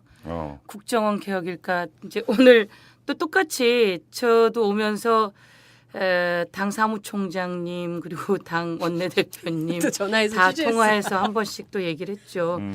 근데 이제 원내대표께서도 하는 말이 이제 우리의 목표는 국정원 개혁이잖아요,라고 얘기를 하는데 그냥 솔직하게 제가 그냥 솔직하게 얘기할게요. 속을 다 내놓고 국정원 개혁이 지금 궁극적인 목표일까? 저는 그게 아닌 것 같아요. 오호. 뭡니까 그러면? 잘못된 걸 바꿔내야 되죠. 그러니까 국정원은 국정원이라고 하는 기관으로 국정원 개혁은 여러 가지 목표 중에 하나가 되고요. 저는 솔직히 말씀드려가지고 저희가 쉽게 이야기하진 못했지만 정권이 바뀐 측면에 대한 것들을 정리해내는 것들이 필요하다. 무슨 말씀이세요? 저는 그런 생각이 드는데요. 예를 들면 이제 제가 여론조사가 어디 나온 게 있느냐 청문회가 끝나고 이렇게 봤더니 JTBC 여론조사가 있다고 이제 저희 보좌진이 갖다 주더라고요. 청문회 결과 대선 불법 개입이다라고 하는 게 50.1%라고 하고 이제 없었다라고 하는 게 27%. 그다음에 국정원의 댓글 축소 은폐 이제 경찰청이 축소 은폐하는 부분에 대해서 있었다가 56%, 없었다가 23%. 이렇게 나오고 이제 근데 이런 것들이 미흡한 이유는 여당의 그 방해가 31%, 야당 탓도 있었다라고 하는 게 20% 정도로 어떻든 흐름은 좀 바뀌고 있는데요. 국정원 개혁은 매번 매 정권마다 그 이슈로 가져온 것들입니다. 왜냐하면 국정원이 정치에 개입하고 정치를 농단해 왔으니까요. 네네.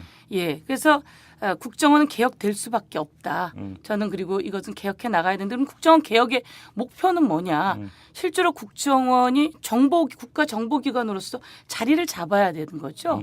국제적인 정보를 수집하고 해결해 나가는데 그다음에 우리 같이 남북 대치적인 상황 속에서 북쪽의 정보를 수집하고 전략과 전술들을 만들어 나가는 곳 이곳에 집중해 나가야 국내 정치와 국내 경제는 또한 그 담당하는 사람들이 집중할 수 있기 때문에 그렇게 만들어 놓는 것이 저는 국정원 개혁의 근본적인 목적이다라고 생각하는데 이번 과정의 근본적인 목적은 저는 그거라고 생각합니다.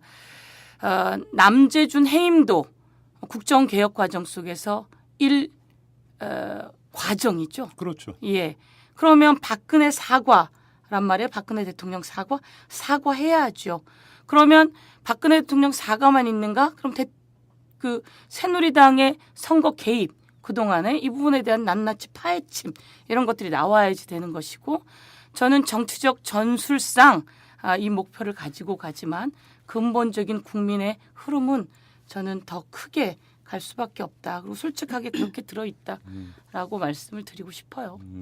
그래요? 그러니까 제가 뭐 뚜렷이 요거다라고 이야기하지 못하는 것은 좀 이해를 해주셨으면 좋겠습니다. 그러니까 장윤선 기자가 말씀하셨듯이 작년 12월 봐라. 12월 선거 끝나고 나서 전부 다 선거 무효 이야기할 때 민주당 듣는 둥 마는 둥 했다. 그렇죠. 사실 듣는 둥 마는 둥보다는 진선미 의원하고 김현 의원이 선관위를 통해서 계속 작업을 했고요. 저 같은 경우도 혹시나 이 개표 부정이 있을까 해서 지역에 있는 선거 관리를 다 참관했던 사람들하고 다 이야기를 합니다. 선거위원하고도 다 이야기를 하고. 그래서 이게 기계가 나오고 난 다음에 몇 개의 표를 새누리당이 바꾸기도 해요. 그것을 잡아내고. 그래서 저희 지역은 실제로 이제 문재인 후보가 약 한 5% 정도 이깁니다. 예, 저희 지역은 이겼고 저희는 보궐선거가 있었는데 구의원이 한 12% 정도 이겼어요. 저희 쪽에서 낸 구의원이. 그러다 보니까 우리 쪽 내에서는 그걸 찾아내기도 어렵고 선관위원들이 의원님 여기서는 없습니다. 그럼 사실 이제 서초나 강남 이런 데서는 계속 문제 제기가 나오죠. 근데 이제 이것이 판을 우리가 뒤집을 만큼의 것을 못 찾았어요. 사실은 겉으로 드러내지 않았지만 뒷작업들은 계속 좀 하고 있었고. 그래서 이 박근혜 사과 이야기도 사실 저희가 먼저 하지 못합니다. 민주당이. 그리고 이거는 장외투쟁 과정 속에서 시민과 시민단체 제야에서 나오는 말을 지금 마치 저희가 국정조사와 같이 성과로 가고 있지만 이거는 양쪽이 같이 성과로 가야 되는 건데 저희들이 잠깐만요. 제가 하나 그러면 단도직입으로 여쭤보겠는데 지금 의원님의 말씀은 상당히 완곡하게 계속 돌고 있는데 뭐 돌지 말고 그러면 지금 이 국면에서 그 지난 대선의 정당성에 대한 전면적 문제 제기가 사실은 있어야 된다라는 주장으로 들리는데 맞습니까? 그리고 그 효력에 대한 문제 제기. 그 맥락은 그런 얘기입니까? 저는 전면적인 문제 제기가 돼야지 된다고 생각을 합니다. 그렇습니까? 그리고 지금으로 나와서 그러니까 국정조사에서 컨틴전시 플랜을 민주당이 권영세 거를 깠는데 그걸 제대로 밝히지 못했어요. 저희가 잡고 뒤흔들고 판을 바꾸지는 못하고 있는데 그들의 컨틴전시 플랜에 의해서 윗선이 있었고 그에서 박근혜 후보에게까지 보호가 다 되었고라고 하는 흐름은 지금 저는 이제 거의 다 알려졌다고 생각을 합니다. 그런 상태에서 국정원 개혁은 하나의 이슈 중에 하나에 불과하다. 저는 이렇게 얘기를 하는 거죠. 그래요? 저도 저 서영교 의원님하고 비슷한 생각이에요. 그러니까 뭐냐면 죄송합니다. 아닙니다. 아니, 그러니까 아침에 하면 꼭 이렇게 목이 잠겨요. 저는 제가 민주당 의원들을 계속 만나잖아요. 하루에도 몇 번씩 다 여러 사람들을 만나보면 대체로 기류는 지금 서영교 의원님이 말씀하시는 바와 동일해요. 생각은 다 이런 생각들이에요. 사실 근본적으로 생각하면 국정원 개혁해야지. 당연히 그건 해야지. 국내 파트 없애야지. 그리고 해외 정보 파트로 가야지라는 것에 대해서는 그건 너무 평범한, 너무 당연한 거다. 이렇게 얘기를 해요. 그리고 이것이 우리의 궁극적인 목표는 아니다라는 얘기를 합니다. 그러면데 한편으로는 지난 대선을 어떻게 규정할 것이냐라는 것은 사실 초기부터 이 사건 초기 때부터 굉장히 고민했어요. 결국 이게 쭉 가다 보면 결국엔 대선 불복으로 갈 텐데 저 대선 불복 이미지를 갖고 민주당이 갔을 때 올 수 있는 리스크, 그 위험 요인은 우리가 감당할 수 있을까에 대한 부담을 계속 갖고 있었던 거예요. 그래서 그것을 우리는 이번 선거 인정 못해라는 선언을 못할 뿐이지 내부적으로는 굉장히 부글부글 하고 있는 거예요. 그래서 저는 그 부분에 대해서는 근데 저는 용감한 1인이나 이런 게 필요한데 민주당이 사실 그게 안 되는 측면인 거죠. 다들 이렇게 눈치는 보고 이게 문제는 심각한데 딱 테이프를 끊어줄 누군가가 있어야 되는 시점인데 그거를 용감하게 얘기할 수 있는 사람이 없는 거죠. 그죠? 제가 좀 더 말씀을 드릴게요. 네. 용감한 1인보다요. 저는 용감한 국민들에 의해서 민주당이 끌려가도 좋다 이거죠. 그러니까 나가서 장렬하게 전사는 할 수 있습니다. 그런데 중요한 건 뭐 살아온 인생들이 그렇게 살아왔기 때문에 정의로운 명분들이 더 중요하고 근데 전사했을 때 나 혼자 전사하면 전체 판과 흐름을 깬다. 이건 도도히 흘러가는 그 물결과 같은 건데 이 물결이 점점 더 크고 넓어지고 있는데 거기서 하나의 용감한 전사는 지금 시점은 전사에 불과할 뿐이다. 그래서 도도히 흘러가는 흐름 속에 민주당이 좀 더 한쪽으로 얻어맞고 채이고 하더라도 민주당이 가져가야 될 흐름은 이건 민주당의 성과가 절대 아니거든요. 민주당도 성과를 내는 일부분이라고 저는 생각을 합니다. 네. 네, 그래서 민주당은 거기서 요즘처럼 뭐 누가 욕하고 싶으면 욕도 얻어맞을 수 있지만 거기서 우리를 이해해달라고 우리도 당신들과 같이 간다고 저도 이렇게 나와서 이야기를 하는 것이고요. 사람들 마음속엔 지금 말씀처럼 다른 분들과도 같고 그리고 필요할 때는 우리가 뛰어나가서 총알도 맞을 수도 있다. 그렇지만 민주당의 움직임 속에서는 이것을 판을 깰 수도 있는 거기 때문에 도도한 흐름을 같이 가져가는 과정이다 이렇게 생각을 하고. 근데 여기서 그러니까 이게 상당히 중요한 문제인데 만약에 자 그 지난 대선의 정당성에 대한 전면적 문제 제기가 이루어져야 된다고 한다면 의정과 지금 국정은 구분해서 접근할 수가 없습니다. 그렇지 않습니까?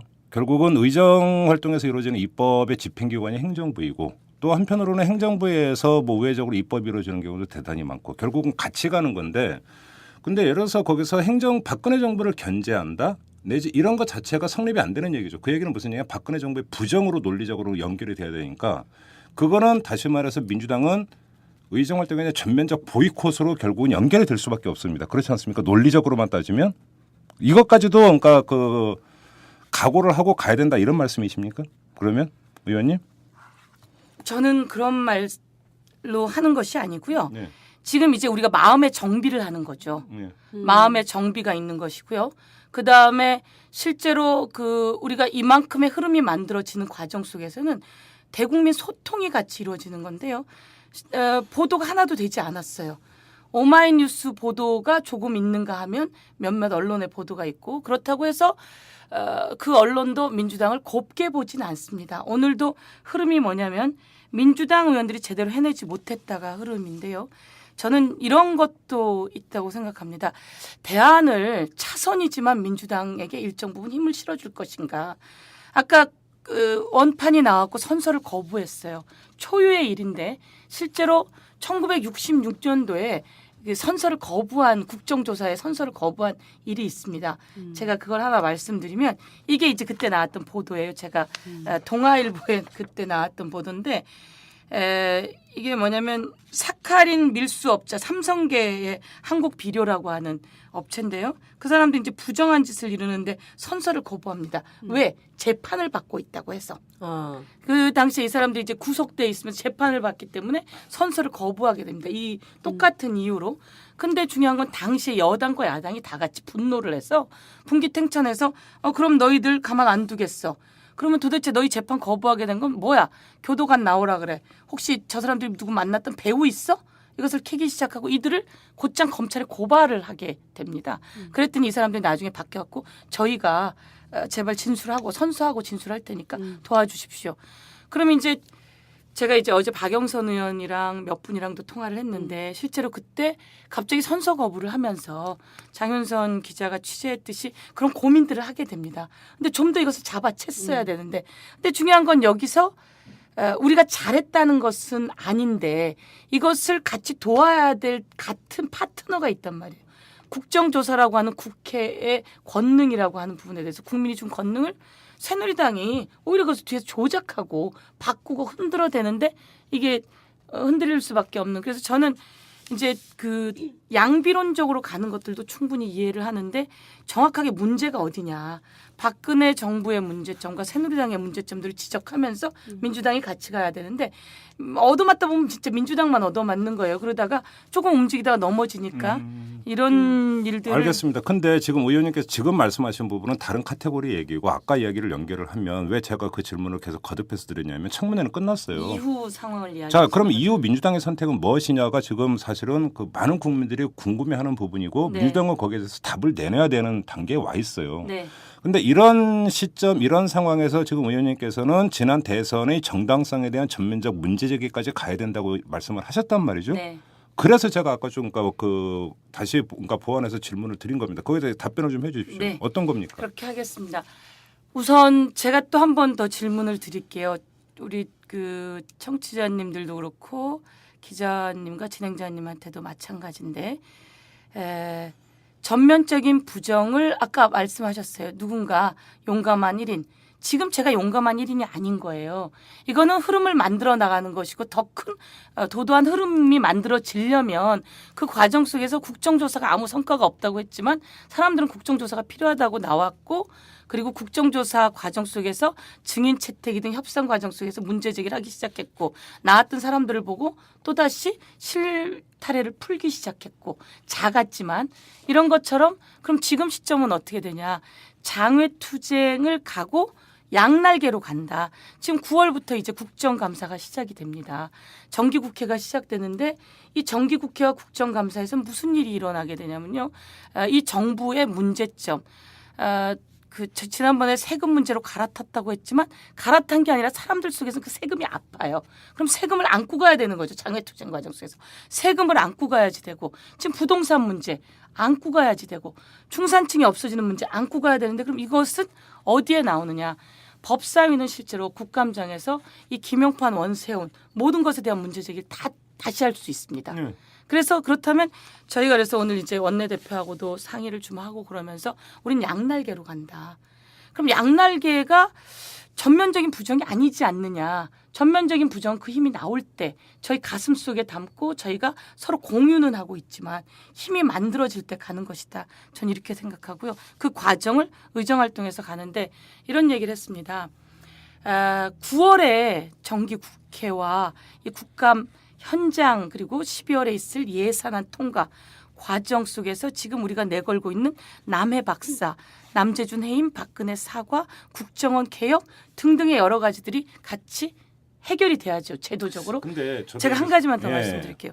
근데 이게 잘 가면 양날개가 되어서 헐헐 날 수 있지만 지금 말씀처럼 잘못 가면 가랭이 찢어지는 양다리가 될 수 있다는 거죠.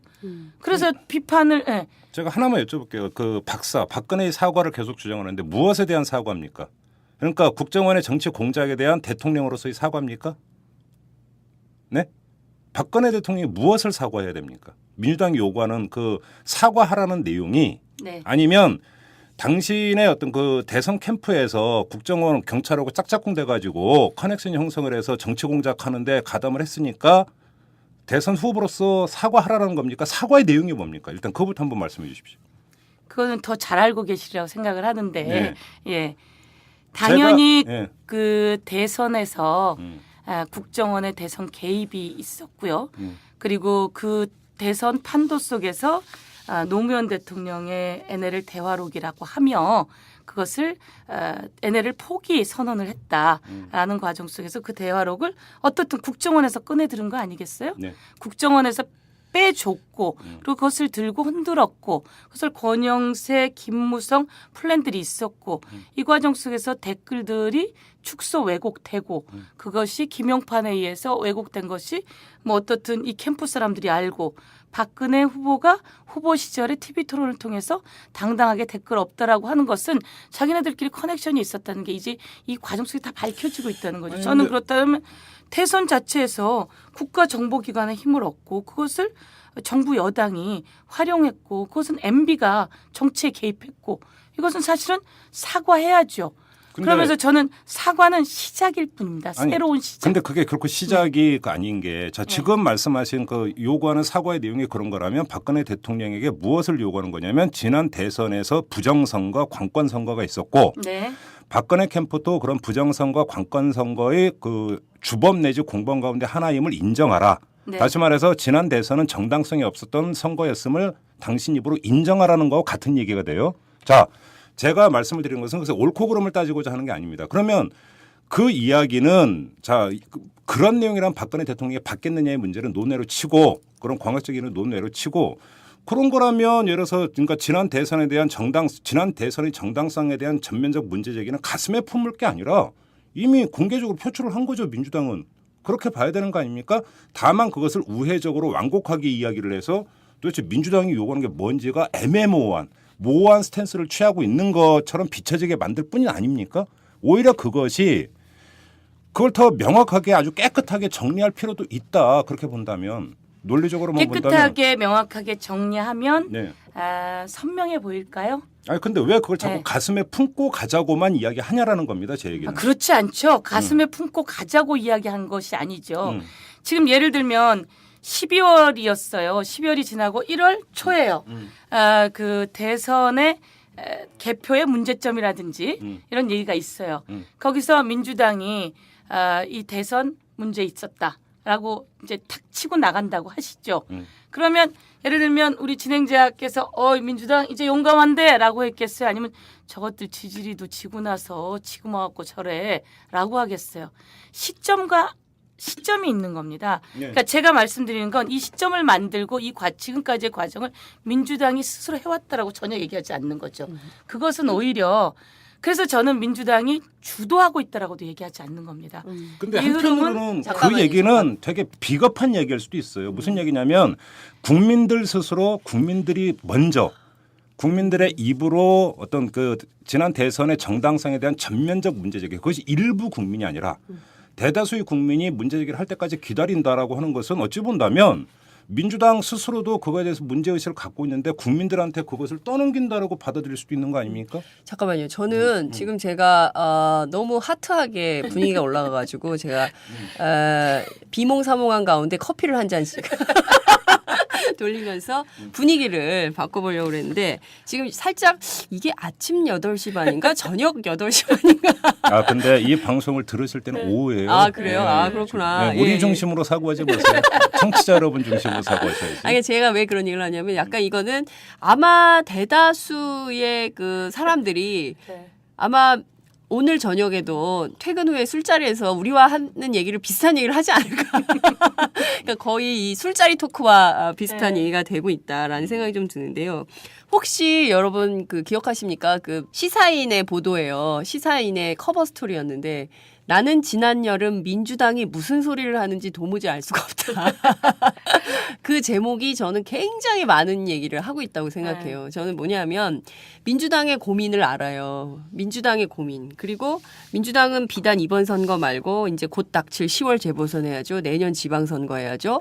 그다음에 이제 총선 있죠. 대선 있죠. 이 선거를 계속 관장해야 될 중요한 정당입니다. 그렇기 때문에 민주당이 이 지난 대선을 어떻게 평가하느냐. 그리고 지난 대선에 대해서 우리가 어떤 이미지를 가져가느냐에 따라서 향후 50년, 100년을 좌우할 수 있다라고 생각을 하기 때문에 발걸음이 굉장히 무겁다고 생각해요. 저는 그 민주당 지도부나 또 민주당 관계자들의 입장을 이해를 합니다. 그런데 그거는 이제 민주당의 입장인 거예요. 그런데 큰 틀에서 보면 자 보세요. 사람들이 기자들이 뭐 이번 청문회에서 밝혀진 게 없다. 민주당이 역할을 못했다라고 하지만 저는 한편에서는 민주당이 큰 역할을 했어요. 그것도 그 두 여성 의원이 상당히 역할을 해서 이만큼 온 거예요. 사실 우리가 몰랐던 사실들이 많이 까여졌어요. 그러니까 뭐냐면 그 지난 대선 직후에 여기저기서 부정선거 의혹이 나왔지만 그 부정선거 의혹을 굉장히 사람들이 정말 아닐걸이라고 생각을 했었어요. 따라서 저는 그때 당시부터 지금까지 줄곧 이어지는 그렇죠. 건 뭐냐면 네. 이 부정선거가 있었다라는 증거가 계속 나왔는데 이 선거에 대해서 민주당이 뭐라 그러냐면 대선 불복은 또 아니라 그러거든요. 네. 그러니까 상황은 부정선거라고 하고 자기들 입에서도 부정선거였다라는 워딩은 나오는데 그런데 그렇지만 대선 불복은 아니야라고 하면 그것을 이 머리에 교란이 일어나는 거예요. 그러면 그 당연히 부정선거라고 생각하면 이 선거는 인정할 수 없는 거고 인정할 수 없는 거면 이건 대선 불복인 건데 민주당은 여기에서 아니라고 하거든요. 그러니까 사람들이 지난 여름에 민주당이 무슨 얘기를 하고 있는지 도무지 알아들을 수가 없는 거예요. 저는 그러니까 주장과 행동의 일치가 안 일어나는 거죠. 네. 주장은 주장대로 하되 네. 그렇지만 우리는 계속 뭉개고 앉아 있는 거예요. 그러니까 국민들이 답답한 거죠. 좀 이제 시간이 이제 그 한정이 되어 있기 때문에 좀 응집을 해서 마무리 국면으로 네. 들어가야 되는데 오늘의 이제 그 서장톡을 네. 자 의원님 일단 한번 좀 컴팩트하게 한번 좀 정리를 해주세요. 정리하겠습니다. 서장톡은 민주당 청문회가 아닙니다. 예. 그다음에 서장톡은 서영교라고 하는 민주당 국회의원이지만 어떻든 세상이 제대로 가야 된다는 걸 그렇게 살아왔고 그걸 고민하는 사람이기 때문에 한쪽으로 그 몰아서 이야기를 가게 되다 보면 이제 재미도 사실은 떨어질 수밖에 없고 저는 본의 아니게 변명처럼 가야 되는 흐름이 있다고 생각하고요. 그래서 그렇지 않았으면 좋겠다라고 하는 생각을 하나 드리면서 또 다른 이건 변명이 아닌데 예를 들면 아까 진선미, 김현만이 아니라 저 같은 경우에도 새벽부터 밤늦게까지 찾아다닙니다. 찾아다니고 무엇이 문제 있을까 그리고 이것을 사람들에게 확인하고 그래서 만들어 나가는 거지 절대로 국민에게 떠넘기지 않습니다. 국민에게 확인받는 과정 속에서 있는 거지 아까 말씀처럼 떠넘기고 비겁하고 당분간은 비겁하다고 얘기 들을 수 있고 할 수 있습니다. 그리고 이거는 대선 불복이다라고 많은 사람들이 이야기했습니다. 그러나 그 이야기는 전체 인구 중에 입으로 낼 수 있는 사람들은 몇 되지 않았습니다. 그렇다면 우리가 거기서 또 이것을 선봉해서 할 때는 그분들조차도 입을 닫게 하거나 아니면 다른 분들이 같이 오지 못하게 한다는 거죠. 그럼 저희들은 판을 깔고 이 문제를 불을 지피는 작업들을 계속하는 거지 역사의 흐름은 민주당 멸시하는 것도 아니고 민주당은 그중에 일부다라고 하는 것. 그런데 대신 민주당은 너희들은 제도권에게 국민의 대표적인 권을 위임했어. 의정활동으로 위임했고 제도권으로 위임했고 여러 가지로. 그런데 이 제도권으로 가 있던 민주당이 밖으로 나오질 않는단 말이에요. 국민의 얘기도 듣지도 않고 소통도 안 하려고 그랬단 말이에요. 근데 지금 어떻든 위기의 순간이 와서 소통하러 나왔고 그럼 국민의 얘기를 철저히 들어야 되고 철저히 알려나가야지 되고 저는 그렇게 해야지 되는 거지 투쟁 지도부는 아니다. 그럼 민주당은 그렇죠. 그래서 민주당은 그 투쟁 지도부 일부분을 담당할 수 있는 거지 전체 그것은 아니다라고 하는 생각을 그러니까 아무튼 예 알겠습니다. 그리고 좀 정리를 하면 이런 거겠죠. 그러니까 자 국정원이 그 선거 대선 개입을 했고 정치 공작을 했어요. 자 일단 네. 여기까지 정리를 하고 자 그런데 그것이 대선 결과에 결정적 영향을 미친 것이냐. 네. 고로 대선 결과에 승복할 수 없는 것이냐. 또 한 갈래 길은 그러니까 국정원이 선거에 개입을 했고 댓글 공작을 했고 그래서 대선에 얼룩을 묻혔지만 그것이 대선 결과에 결정적인 영향을 미쳤을 정도로까지 실질적으로 어떤 대선 결과의 당락을 바꿀 정도로 큰 영향을 미쳤다라는 증거는 어디에도 없으므로 그건 불복은 아니다. 그러니까 약간 기계적으로 그러니까 정리를 하면 이 두 갈래 길이 있는 거 아니겠습니까? 거기서 후자라고 한다면 그러니까 국정원을 더 이상은 정치 공작, 국내 정치에 개입하고 이런 것을 막기 위해서 개혁에 가야 된다라고 하는 걸로 연결이 되는 것이고 전자라고 한다면 그것은 지난 대선에 대한 전면적 문제 제기로 가야 되는 것이고 이런 것 아니겠습니까? 근데 제가 아까도 여쭤봤던 것은 민주당이 장애투쟁에 그러니까 나서면서 원판 김새 남해 박사였단 말이죠. 근데 원판 김새는 끝났어요. 이제 청문회가 마무리가 되면서 이제 원판 김새의 이야기가 아니라 이제 남은 것은 남해 박사인데 제가 거기서 박근혜 대통령한테 요구하는 사과의 내용이 무엇이냐를 여쭤봤던 것도 바로 그거고 간명하게 할 필요가 있다. 컴팩트하게 딱 이것이라고 하는 것을 정리해서 또 국민 앞에 우리 민주당의 요구는 이것이다. 우리 민주당이 가고자 하는 길은 이것이다라고 분명히 알려야 될 필요는 있는 거 아니겠습니까? 저는 그걸 제기를 하는 겁니다. 그러니까 이 방향으로 가라가 아니라 보다 좀 분명하게 스케치 수준에서 좀 더 그 정밀하게 갈 필요가 있지 않는가 이 점을 제기를 하는 거거든요. 장윤선 기자도 좀 마무리를 좀 해주시죠. 예, 저는 권은희 수사과장이 오히려 그거를 민주당 대신 정리를 했다고 생각합니다. 지난 대선에 영향을 미칠 목적이 분명한 중간 수사 결과 발표였다 이런 얘기를 해요. 오죽 답답했으면 증인이 그 얘기를 해서 정리를 하는 상황이 됐는데 저는 그 김한길 대표가 무슨 생각이신지 너무 궁금해요. 그러니까 뭐냐면 지금 이 정도 국면이면 뭔가 메시지가 나와야 되거든요. 근데 메시지가 없어요, 아직. 그리고 이게 사람들은 어찌됐든 민주당은 우리도 그 투쟁의 한 일부에 불과하다라고 얘기를 하지만 상당히 많은 국민들, 민주당을 지지했던 국민이 무려 48%입니다. 전체 국민의. 이 48% 대중의 지지를 먹고 있는 그 민주당이 물론 지금의 지지율은 그건 아니지만 이 민주당이 뭔가 내야 되는 거죠. 해법을 내고 우리의 길은 이거고 이렇게 한다. 그 김종배 진행자께서 말씀하신 대로 저는 그 민주당의 총노선이라는 게 나와줘야 된다고 생각해요. 그래서 그걸 보고 국민들이 판단할 수 있게 해줘야 된다는 거죠.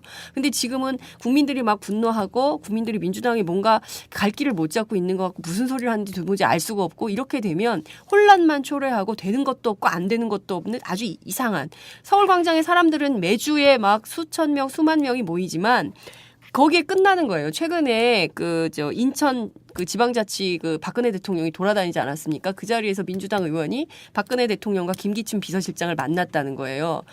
그래서 제가 물어봤어요. 사과할 거냐고 좀 물어보지 그랬냐 그랬더니 우리한테는 발언 순서도 없었고 딱 얼굴 보니까 사과는 이빨도 안 들어가겠더라. 야, 이런 얘기를 하는 거예요. 이런 취급과 이런 대접을 받고 있다면 민주당의 다음 선택을 빨리 구상을 내놔야 된다는 거죠. 네. 우리가 일상적으로 술자리 있는 데서 막 얘기를 열변을 토하면 막 듣는 사람이 그런 얘기 하잖아요. 알았는데 그래서 어쩌자는 거야.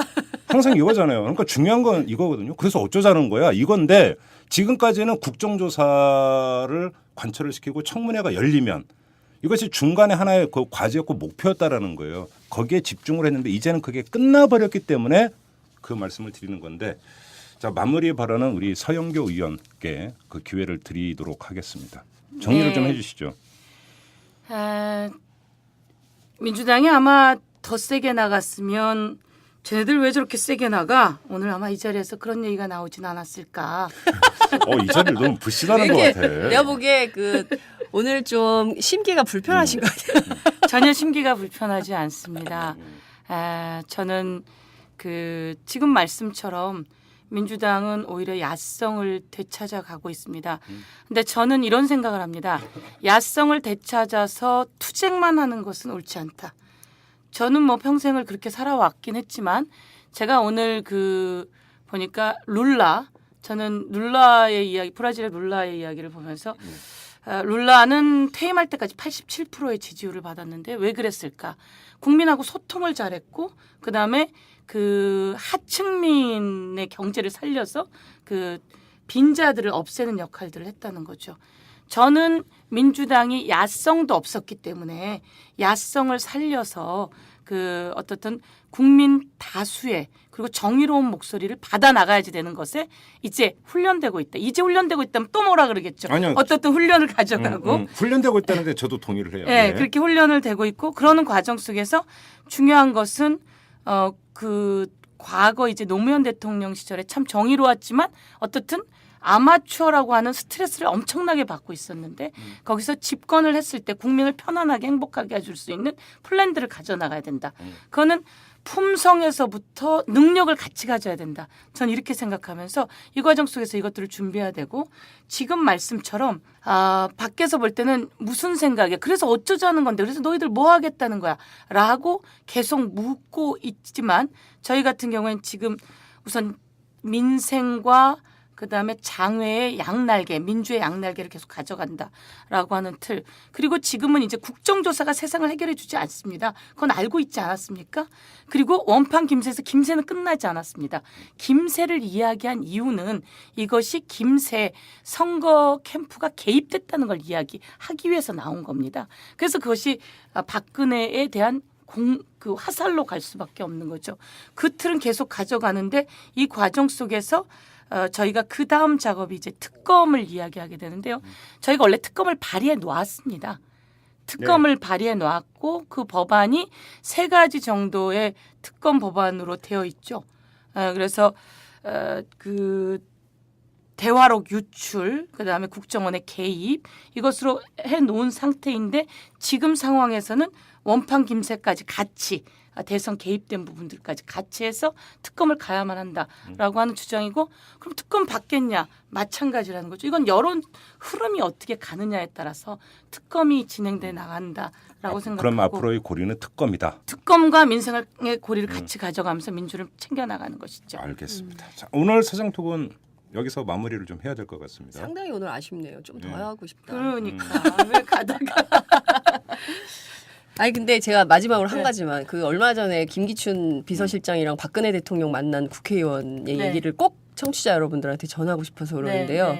만났는데 이분들이 전혀 흔들리는 눈빛이 없었다는 거예요. 그러니까 너무나 당당하고 그리고 건강 상태도 너무나 좋아. 김기춘 비서실장이 나이가 많아서 좀 저분이 어렵지 않겠냐 했는데 건강도 너무 좋아 보이고 그 민주당에서는 어찌됐든 박근혜 사과를 통해서 정권 초반에 다리를 꺾어서 좀 뭔가 힘을 빼겠다라는 전략적 의도가 있는데 전혀 그럴 분위기가 아니더라라는 얘기를 민주당 의원이 전해줬다. 그것을 생각을 다시 한번 해볼 필요가 있다. 이 말을 꼭 좀 전하고 싶습니다. 그러니까 아니 작정하고 인천에 장보러 나와서 마치 민생 챙긴 듯한 모션을 취하려고 하는데 거기에 김기춘 비서실장 다리가 흔들리면 되겠습니까? 약이라도 먹고 나왔을 것이고 박근혜 대통령도 단호한 모습이 있지만 그 속이 저 10만 촛불이 타고 있는데 속이 속이겠어요. 매일 밤 잠 못 자고 전 벌떡벌떡 일어난다고 생각하고 김기춘은 뭐 온 지 얼마 안 돼서 세상 물정을 아직 파악 못한다고 생각하고요. 저는 어제 정무수석이 저희 방에 찾아왔더라고요. 인사한다고. 그래서 제가 아니 정무수석이 그 뭐 정무의 경험이 하나도 없는데 된 거는 참 신기하네요라고 얘기를 했죠. 그러면서 제가 확실하게 민생을 챙기십시오, 당신들은. 그리고 국회의원의 말을 잘 들으십시오라고 했는데 아직 새로 꾸려진 비서진은 제가 보기에는 정세 파악하는데 아직 시간이 좀 더 걸리고요. 뭐 들어가면 다리가 후들후들 거렸겠죠. 그 틈새 그들의 표정은 저희들에게 중요한 것은 아니다. 그렇지만 지금 말씀처럼 그것을 잘 인지하고 저희들은 단호하게 뚜벅뚜벅 가야 된다 이렇게 생각합니다. 알겠습니다.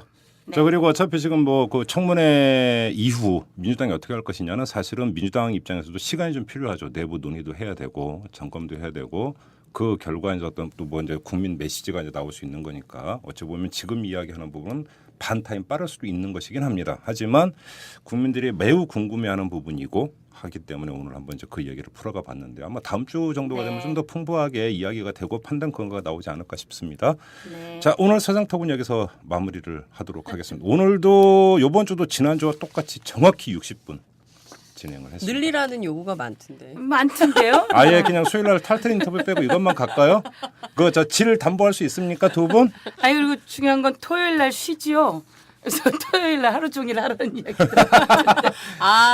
그 야외 공개 방송을 하고 싶다는 서영교 의원님의 주장이 있는데 이건 전 제가 보기에는 출연자들이 이렇게 청취자들의 출연자들이 이렇게 노골적으로 여러분 얘기하는 절대 거. 아닙니다. 그 얘기는 장윤성 기자가 저에게 야 여기도 좀 새누리당 비슷한 사람이 좀 있는데 저에게 그 얘기를 좀 제안했는데요. 그 얘기는 뭐냐면 지난 토요일 날 나갔더니 정말로요. 고맙습니다 여러분. 서장톡 잘 들었습니다. 이털남 잘 들었습니다. 그럼 혹시 댓글도 쓰세요라고 했더니 그런 건 안 쓰는데 저희 잘 들어요 이러면서 그런 분이 너무 많았어요. 그래서 그 얘기를 전달했더니 그럼 밖으로 나가서 한번 해볼까라고 장윤성 기자가 제안을 했던 거죠. 네, 아무튼 제가 적극 동의했습니다. 그만하세요 두 아니 분 저도 다. 알아보는 사람들이 드디어 생겼어요. 장윤성 기자 너무 멋있어요. 아무튼 그 이탈남 역사 이렇게 노골적인 출연자들은 처음 봤습니다. 이만 마무리하겠습니다. 두 분 고맙습니다. 감사합니다. 네, 감사합니다. 여러분은 지금 10만인 클럽 회원 이마름이 원하는 김종배의 이슈 털어주는 남자를 듣고 계십니다.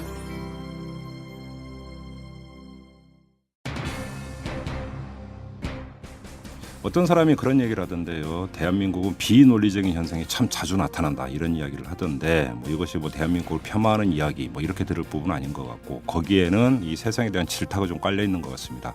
논리가 뭡니까? 그건 합당한 이치죠. 결국은 이게 저는 논리라고 생각을 하는데 합당한 이치에 견져볼 때 도무지 이해할 수 없는 이런 현상들이 자주 벌어진다. 바로 이런 지적인 것 같습니다. 아까 이제 탈탈 인터뷰에서 들었던 이 한겨레 최성진 기자에 대한 법원 판결 이것이 얼마나 법 논리가 이 고차원적이고 심오한 것인지는 잘 모르겠습니다만 보통 국민의 보통 상식과 보통 논리에서 입각해서 볼 때는 솔직히 좀 잘 이해가 되지 않는 부분이 있습니다. 청취와 녹음을 분리할 수 있다. 그다음에 청취의 결과물은 무죄인데 청취는 유죄이다. 이게 좀 이치에 맞는 것인지 이런 궁금증이 많이 들어서 아까 탈탈 인터뷰를 진행을 했었는데요. 이 탈탈 인터뷰를 들으신 우리 애청자 여러분들이 충분히 판단을 하셨을 거라고 생각을 합니다. 자, 오늘 방송 여기서 마무리하도록 하겠습니다. 지금까지 이탈남 김종배였습니다.